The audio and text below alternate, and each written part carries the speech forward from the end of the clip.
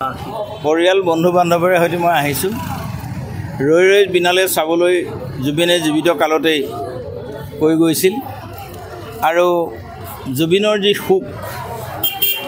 জুবিনৰ বিয়োগে অসমত যি শূন্যতা বিৰাজ কৰিছে জুবিন গাৰ্গে নিজেই কৈছিলে কাৰোবাক কথাৰ প্ৰসংগত তই মৰিলে এদিনো মুম্বাই বন্ধ নাথাকে অন্য ৰাজ্য বন্ধ নাথাকে কিন্তু মই মৰিলে 7 দিন বন্ধ থাকিব কিন্তু জুবিন গাৰ্গে সেই কথাটো একেবাৰে সঁচা কোৱাৰ বিপৰীতেও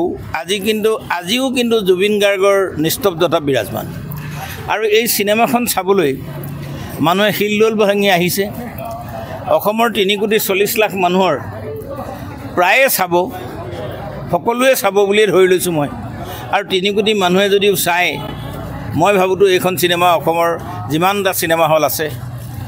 সকলো সিনেমা হলতে বিহুৰলৈকে চলিব বুলি মই ধাৰণা কৰিছোঁ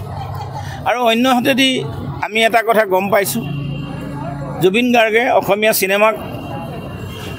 এটা নতুন যাত্ৰা দিব খুজিছিল নতুন মাত্ৰা দিব খুজিছিল নতুন দিগন্ত সৃষ্টি কৰিব খুজিছিল অসমীয়া সিনেমাৰ কাৰণে আৰু জুবিন গাৰ্গে ৰৈ ৰৈ বিনালৰ যোগেদি আগৰো যি মিছন চাইনা কাঞ্চনজংঘা এই সিনেমাবোৰ আছিল এটা অভিলেখ গ্ৰহণ কৰিছিল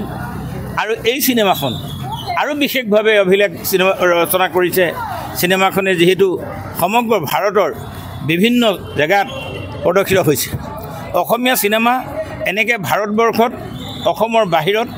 প্ৰচলিত হোৱাটো আমাৰ কাৰণে চকুত নপৰা বিষয় আৰু এই গোটেই সিনেমাখনে বিভিন্ন ৰূপত ৰেকৰ্ড ভংগ কৰিছে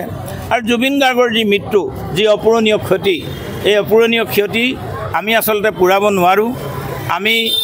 জ্যোতিপ্ৰসাদ আগৰৱালা বিষ্ণু ৰাভা ভূপেন হাজৰিকা আৰু এই ভূপেন হাজৰিকাৰ পিছতে যিটো জুবিন গাৰ্গ এয়া অসম গৌৰৱ অসমৰ আইকন এখেতসকলক বাদ দি অসমৰ সাংস্কৃতিক যাত্ৰা সম্ভৱ নহয় আৰু আজিৰ দিনটোতেই ডক্টৰ ভাৰতৰত্ন ভূপেন হাজৰিকা ডাঙৰীয়া ৰাজেও আমাৰ মৃত্যু 14তম মৃত্যুবাৰ্ষিকী তেখেতলৈ এই এপাহতে আমি শ্ৰদ্ধাঞ্জলি জনাইছোঁ আৰু অসম চৰকাৰো যেহেতু বছৰজোৰা ভূপেন হাজৰিকাৰ মৃত্যুবাৰ্ষিকী পালন কৰাৰ কথা কৈছে আৰু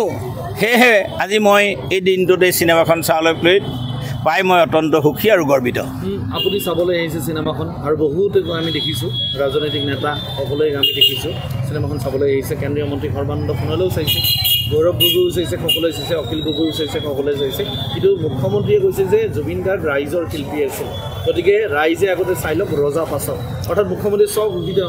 ৰজা আপোনালোকে মোৰ বিভিন্ন সময়ত আপোনালোকে মোৰ সংবাদ সেৱাৰ লগত থকা বিষয়বস্তুত মই মাজে মাজে অসমৰ জনতাক উদ্দেশ্যি দুৱাইষাৰ কথা কৈ থাকোঁ কিন্তু মুখ্যমন্ত্ৰীয়ে আজি তাৰিখত কি কৈছে কি নাই কোৱা মুখ্যমন্ত্ৰী ডাঙৰীয়া পাহৰি গৈছে মুখ্যমন্ত্ৰী ডাঙৰীয়াৰ এতিয়া কথাৰ সামঞ্জস্য নাইকিয়া হৈছে তেখেতে ক'ৰবাত জুবিন গাৰ্গৰ মৃত্যুৱে তেখেতক যি জোকাৰণি তুলিলে জাষ্টিছ ফৰ জুবিন গাৰ্গ বা জুবিন গাৰ্গৰ ন্যায় বা জুবিন গাৰ্গৰ সমাধিস্থলীলৈ মানুহ গ'লে শ্মশানলৈ মানুহ গ'লে গা ধুৱে কিন্তু এতিয়া শ্মশানত চাকি জ্বলে গামোচা দিয়ে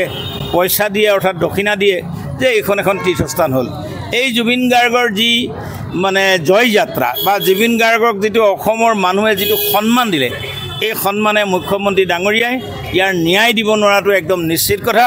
আৰু মুখ্যমন্ত্ৰী ডাঙৰীয়া এটা ডাঙৰ কথা কৈছে হত্যাকাণ্ড বুলি কৈছে ৰিইটেট কৰিছে পুনৰবাৰ কৈছে অসমৰ মাননীয় মুখ্যমন্ত্ৰী জুবিন গাৰ্গে হত্যাকাণ্ড বুলি কৈছে মই অসমৰ মুখ্যমন্ত্ৰী ডাঙৰীয়াক আপোনালোকৰ মাজেৰে প্ৰশ্ন কৰিছোঁ যদি হত্যাকাণ্ড হয় কোনকেইজন মানুহে হত্যা কৰিলে আপুনি পুলিচক কৈ দিয়ক আৰু পুলিচে গ্ৰেপ্তাৰ কৰিব পুলিচে তেওঁলোকৰ ওপৰত চাৰ্জশ্বিট দিব এতিয়াও চিটে তদন্ত কৰি থকা বা ন্যায়িক আয়োগ গঠন কৰা কি যুক্তি আছে আপুনি কওকচোন যে মুখ্যমন্ত্ৰী ডাঙৰীয়াই ইনডাইৰেক্টলি এই তদন্তত প্ৰভাৱ পেলাবলৈ বিচৰা নাইনে মই মুখ্যমন্ত্ৰী ডাঙৰীয়াক প্ৰত্যাহ্বান জনাইছোঁ যে আপুনি তদন্তত এক প্ৰভাৱ পেলাবৰ কাৰণে এনেধৰণৰ ব্যক্তিত্ব কৰিছে আৰু যদি আপুনি নিশ্চিত হত্যা হৈছে হত্যাকাৰী কোন আপুনি নিশ্চিতভাৱে এইটোও জানে গতিকে আপুনি এইবিলাক ভেকু বহনা বন্ধ কৰক অসমৰ জনতাই ন্যায় লাগে চিঞৰি আছে আপুনি সামঞ্জস্যবিহীন কথা কৈ আছে গতিকে আমি আপোনাক এই কথা কৈছোঁ আপুনি হত্যাকাৰী কোন অতি অনুদিবলৈ প্ৰকাশ কৰক